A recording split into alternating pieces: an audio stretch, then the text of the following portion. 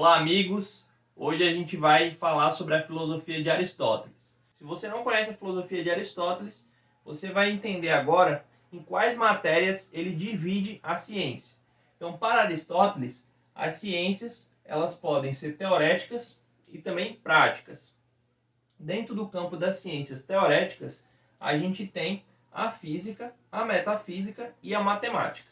No vídeo de hoje eu vou explicar para vocês o básico da física e da metafísica segundo o pensamento aristotélico. Então vamos lá, vamos começar do mais fácil para o mais difícil. A física, Aristóteles pensava nela como uma disciplina para estudar as coisas sensíveis, ou seja, aquelas coisas que são acessíveis ao ser humano através dos seus 5 sentidos.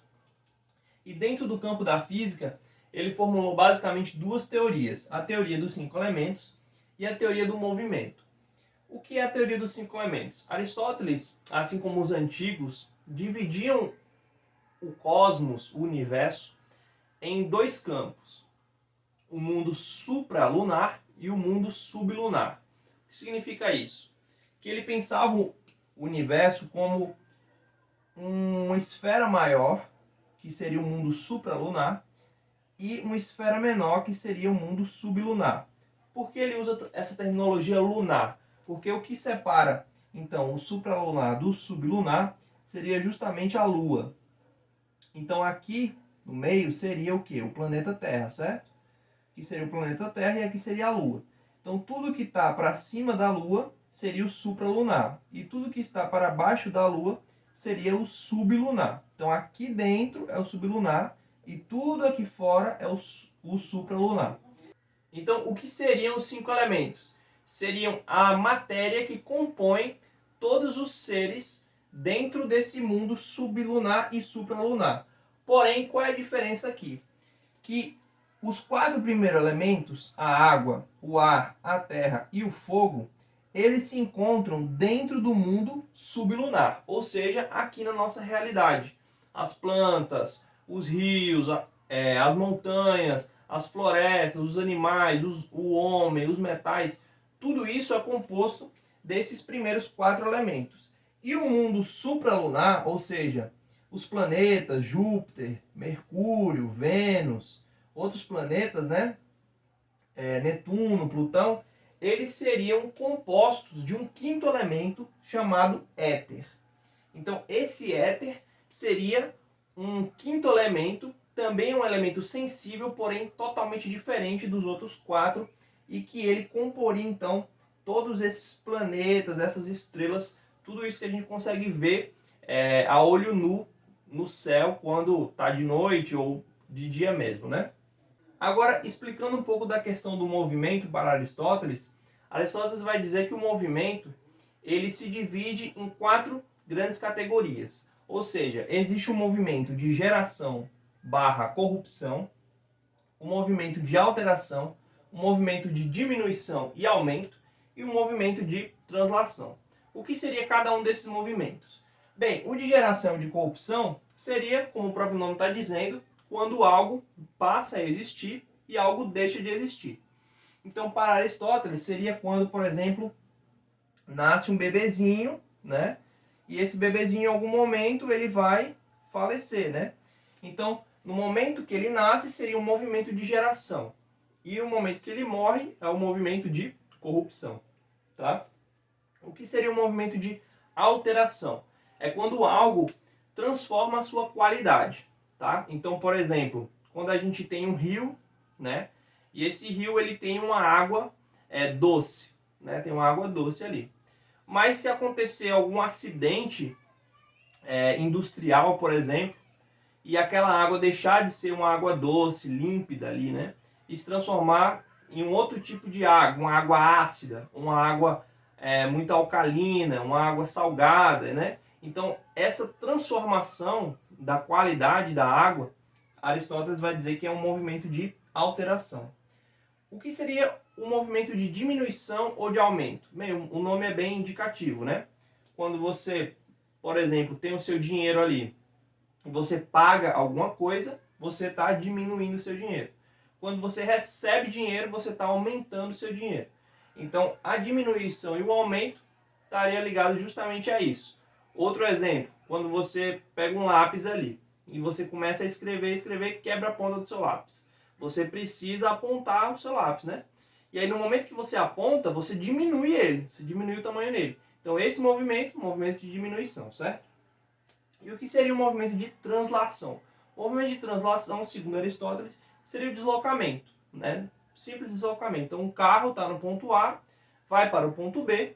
Então esse movimento que ele faz para sair do ponto A até chegar no ponto B seria um movimento de translação. Aqui é importante, pessoal, que Aristóteles dizia que os 4 primeiros elementos, como eu havia falado, eles estão sujeitos a todos esses movimentos aqui. Então, tanto a água, o ar, a terra e o fogo, e também os seus subprodutos, as suas combinações, né?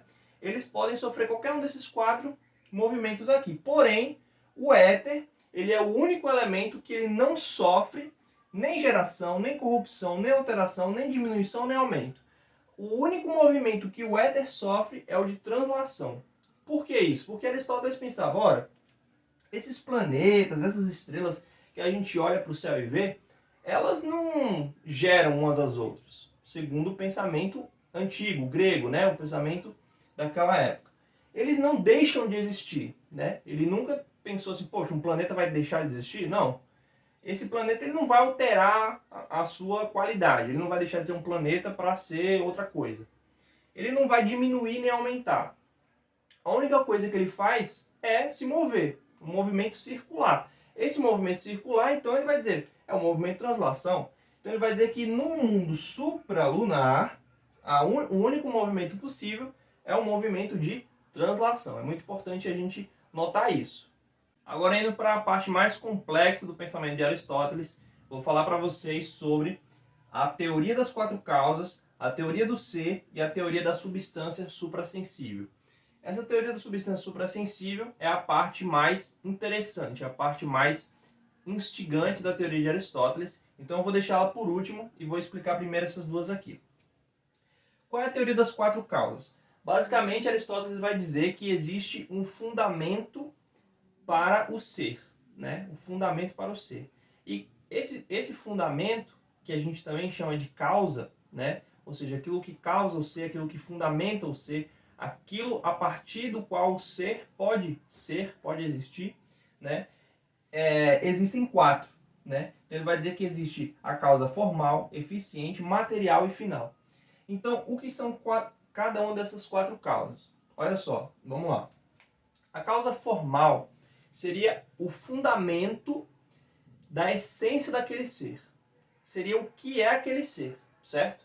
Então, se a gente pensa, por exemplo, numa bola de futebol, qual é a causa formal daquela bola? A causa formal é que ela seja esférica, né? Porque se ela for de outro formato, ela não pode ser uma bola, né? Não pode ser uma bola em formato de tábua, não dá para ser, né? Então a causa formal ela tem que ser esférica, ela tem que ter peso, né? Ela tem que ter ar dentro dela, ela tem que ter ali uma certa... Ela tem que estar cheia de ar, né?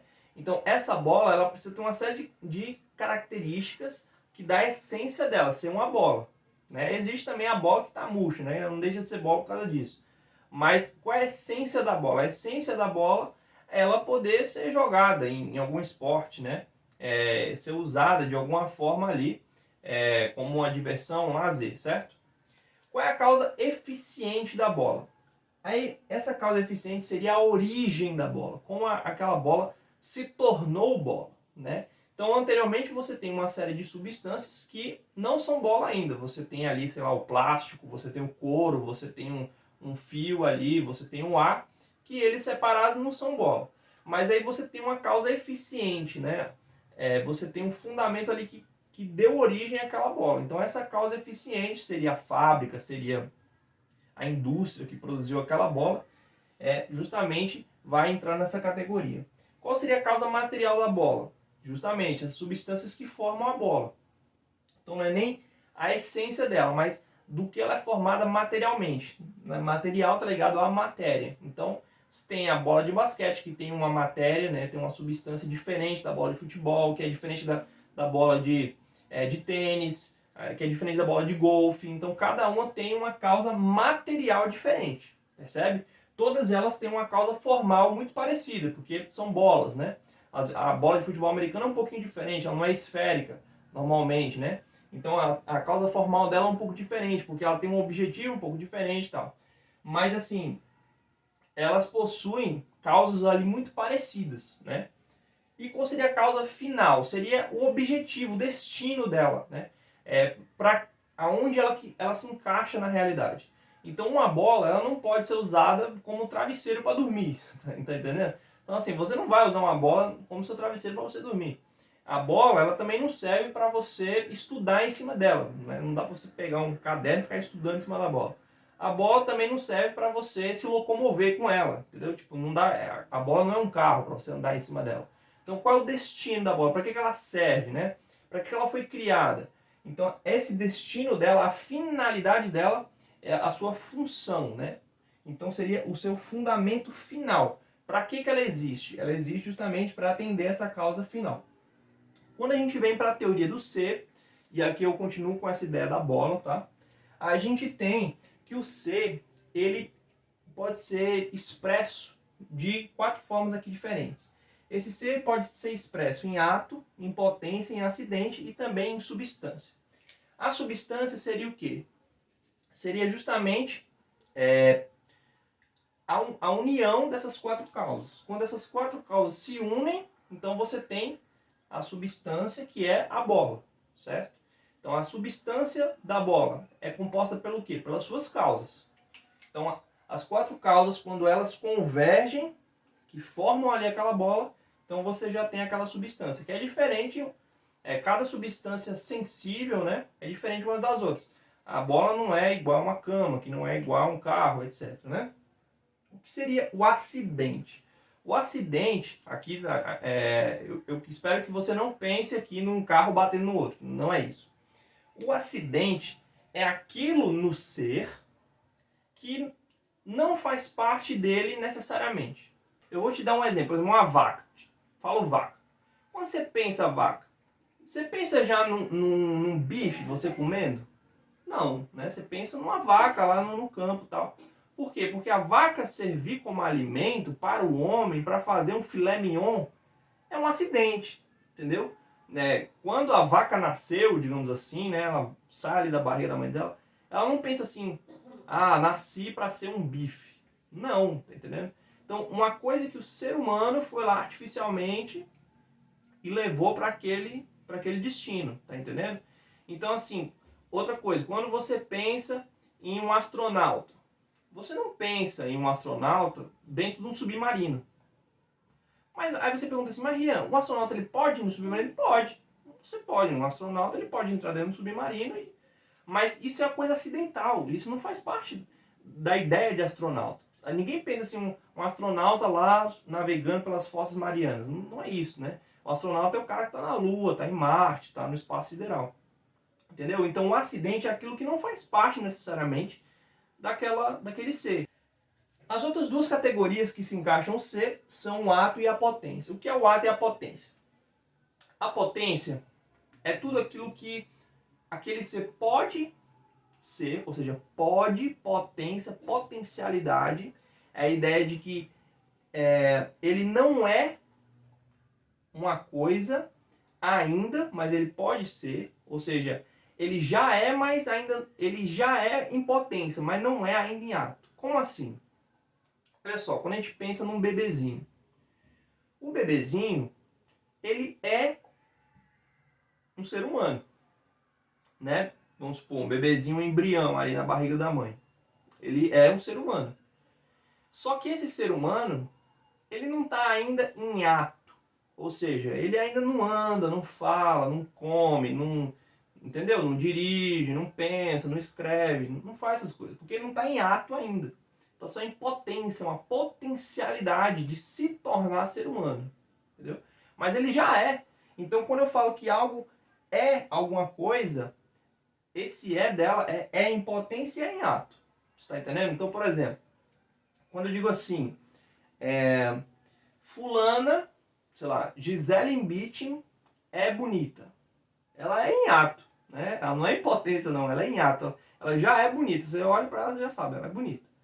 Mas existe outros modelos que se ela, digamos assim, trabalhar ali o seu visual, ela pode ser bonita.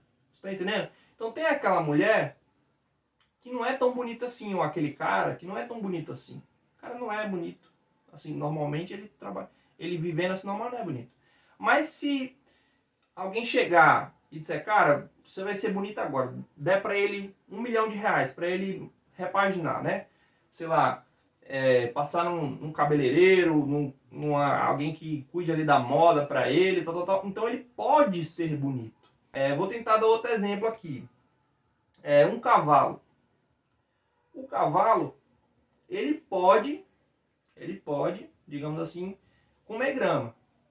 Né? Ele pode comer grama. É uma potência dele. Ele tem dente para isso, ele tem boca para isso. Ele é um animal que, inclusive, já faz parte do próprio ser dele comer grama.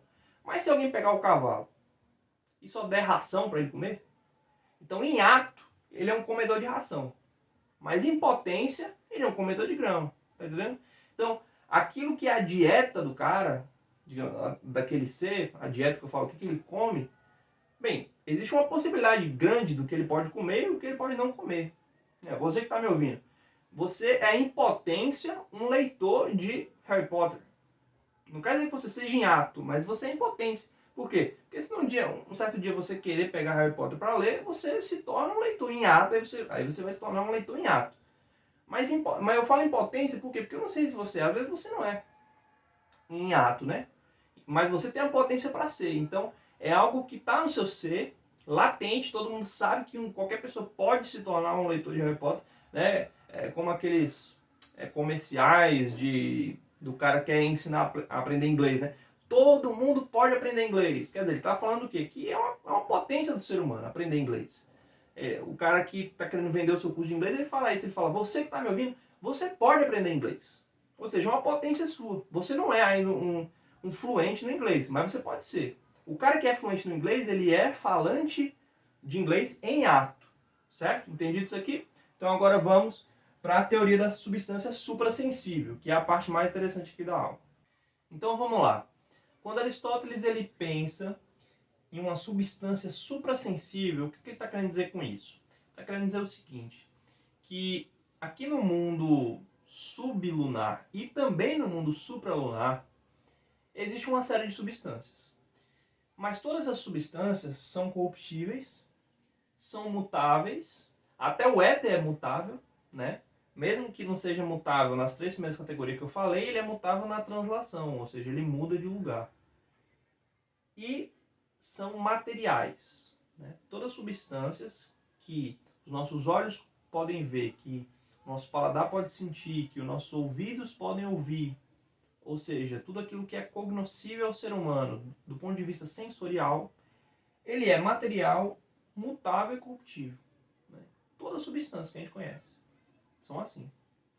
E Aristóteles pensou assim, será que existe alguma substância que ela é incorruptível, ou seja, ela não tem fim, ou seja, eterna, ela é imutável, ou seja, ela é ato puro, não tem potência, certo? Não tem potência. Ela não pode se tornar e vai se tornar não. Ela é imutável, ou seja, não muda, não tem nenhum movimento. E ela também é imaterial. Ela é totalmente uma inteligência, ela é um espírito, ela é algo acima da matéria, certo? Algo metafísico. Então essa é a dúvida de Aristóteles. Existe essa substância suprassensível? Ele vai raciocinar da seguinte forma. Ele vai dizer, ora, o tempo é a medida do movimento. E o movimento é justamente o fundamento do tempo. Ou seja, o tempo ele é determinado por um antes e um depois. Esse antes e esse depois tem que ser diferentes entre si. E o que marca essa diferença? Um movimento.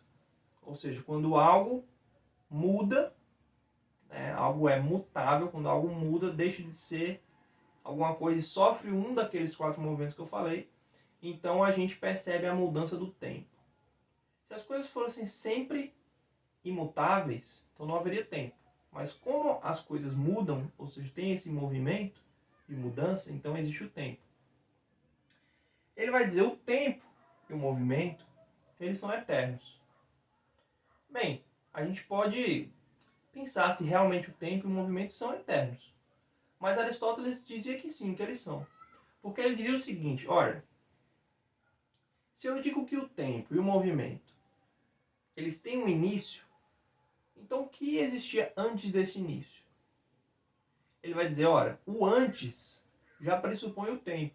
Porque o tempo é o que determina o que é antes e o que é depois. Então o antes sempre vai ter um tempo nesse antes. E se eu digo que o tempo e o movimento vai ter um fim, ora, quando esse fim se der, e o depois? Esse depois haverá de ser tempo também. Então, o antes e o depois, o princípio e o fim, eles só existem no tempo e no movimento. Porque é no tempo e no movimento que as coisas deixam de ser o que são e se tornam outras. Certo? Que elas mudam. Então, o tempo, segundo Aristóteles, ele é incriado. Ele sempre existiu. Porque sempre você vai raciocinar em termos de antes e depois. E o movimento também. Certo? O movimento também. Então, o tempo e o movimento, eles são eternos. Não tem antes e depois do tempo e do movimento. São algo que não foi criado, certo? Aí ele vai dizer, ora, se o tempo e o movimento existem, são eternos, e eles, obviamente, estão em movimento, ou seja, eles existem, eles atuam, e eles não são estáticos, eles estão sempre, né, acontecendo, o que gera esse tempo-movimento? Ou seja, o tempo-movimento é como que uma circunferência, certo? Uma circunferência, aqui ó, cíclica, um movimento cíclico. O passado, o presente e o futuro, certo? Cíclico. Só que quem foi que desenhou essa esfera? Ou melhor, essa circunferência? Ou seja, o que ele quer dizer é o seguinte, por que existe esse tempo-movimento? O que gera a existência desse tempo-movimento? Ele existe desde sempre. Mas por que ele existe? E ele vai dizer, existe porque existe alguma coisa que dá origem a esse movimento. Não dá origem temporal. Não é que essa coisa que gera o tempo-movimento, ela dá uma origem no tempo. Não. Não é que essa circunferência começou a existir aqui e ela vai, depois ela vai terminar aqui. Não. Ele está dizendo, ela sempre existiu. Ela sempre existiu. Certo? Sempre existiu. Mas por que ela tem esse sentido aqui? Por que ela não fica parada? Por que ele não simplesmente desaparece? Ele vai dizer, porque existe algo que move isso aqui. O que faz o tempo e o movimento se mover? Ele vai dizer um motor. Existe um motor aqui, certo? Um motor. Vou colocar aqui um motorzinho, né? Sei lá, um motorzinho aqui, deixa aí, né? Tal, um motorzinho. E esse motor, ele faz o tempo, o movimento se mover. Mas ele vai dizer, esse motor, ele não pode se mover, né? Ele não pode se mover. Ele tem que permanecer estático. Por quê? Porque se ele se mover, então vai precisar existir um outro motor. Então sempre que algo se move, existe um motor que move esse algo. Então ele vai dizer, esse primeiro motor, ele tem que ser imóvel. Vai dizer, é um motor imóvel. Porque se ele se move, então existe outro motor que move ele. Mas ele não se move. Certo? Porque sempre ele queria fugir do quê? Do infinito. Porque ele diz assim, se esse aqui se move, então o outro vai ter que mover ele. Mas se esse aqui também se move, então o outro vai ter que mover ele. Esse aqui também, entendeu? E aí sempre vai ter um que vai ter que mover o outro. Então ele vai dizer, não, peraí. Esse primeiro motor, ele é imóvel. Ele não se move. Ele é imutável. Certo? E aí, a pergunta que fica é, como esse motor move o tempo-movimento sem se mover? Como ele pode ser ao mesmo tempo motor e ao mesmo tempo imóvel? Ele move o tempo-movimento, mas ele não se move. Como isso pode acontecer? Então, Aristóteles vai dizer que isso acontece da mesma forma como o objeto do amor move o amante. Ele vai dizer, olha, o objeto do amor, vou desenhar aqui uma rosa, uma flor, melhor dizendo, né, uma florzinha, ela move o amante. O amante se move, certo? O amante se move. Mas a flor não se move. Então, a flor induz o movimento do amante. Então, esse aqui é o objeto. É o objeto do amor. E esse aqui é o amante. Quer dizer, é o sujeito que ama. E o amante, ele se move desejando o objeto do amor, que é a flor. Ele vai dizer a mesma coisa, vai dizer que esse motor imóvel aqui, ele é o desejo do tempo-movimento. Ou seja, o tempo-movimento, ele vai tender para o seu desejo, que é o motor imóvel. É como se todo o cosmos, toda a realidade, eles estão se movendo em direção a alguma coisa. E essa coisa é o motor imóvel. Ou seja, o motor imóvel ele não precisa se mover para mover o cosmos, para mover o tempo em movimento. O tempo em movimento é que se move em direção a ele porque o deseja. Ele assim, e por que o deseja? Deseja porque ele é Deus. Então ele vai dizer que o motor imóvel é Deus. E esse Deus é a nossa substância suprassensível. Por quê? Porque ele vai dizer que Deus ele é incorruptível, porque ele não tem fim. Esse motor imóvel aqui ele estará sempre lá, sendo objeto do desejo do tempo-movimento. Ou seja, ele é eterno. Ele é imutável. Por que ele é imutável? Porque ele não se move.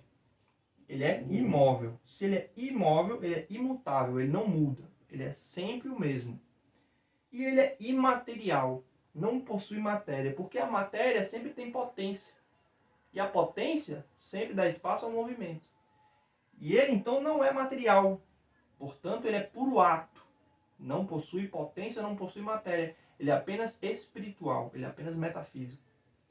E aí Aristóteles diz, esse motor imóvel que é Deus, ele é a inteligência do cosmos. Ele é a inteligência do cosmos. Só que a inteligência perfeita, que é a inteligência de Deus, que é a inteligência do motor imóvel, ela subsiste em contemplar a si mesma. Por quê? Porque a inteligência perfeita, a inteligência imutável, incorruptível, imaterial, ela apenas pode pensar aquilo que é perfeito, aquilo que é incorruptível, aquilo que é imaterial. Então, o motor imóvel, ele pensa a si mesmo, ele é objeto do seu próprio pensamento, ele se autodeseja, ele se autoama, ele se autopensa. Ou seja, ele não ama o cosmos, ele não ama os seres, ele não ama o tempo-movimento, ele não ama a realidade, ele se ama, porque ele é aquilo a qual todos tendem. E ele não pode tender a algo que é inferior a ele. Por quê? Que interessante. Porque Aristóteles diz que só se deseja aquilo do qual você é privado. Ou seja, você só deseja aquilo que você não tem. Você só deseja aquilo que lhe falta. Só que para Deus, que é um motor imóvel, segundo Aristóteles, nada falta. Bem, pessoal, essa foi a aula de hoje. Eu espero que vocês tenham gostado, espero que vocês tenham entendido justamente esse princípio, né, essa base aí da filosofia aristotélica, que é a física, que é a metafísica, que são duas ciências aí que Aristóteles se debruçou bastante e trouxe essas imensas contribuições para o pensamento ocidental, tá bom? Espero que você deixe aí o seu gostei, se você gostou, manda esse vídeo para outras pessoas que estão estudando também esse assunto. Deixe nos comentários qualquer crítica, qualquer sugestão e bons estudos!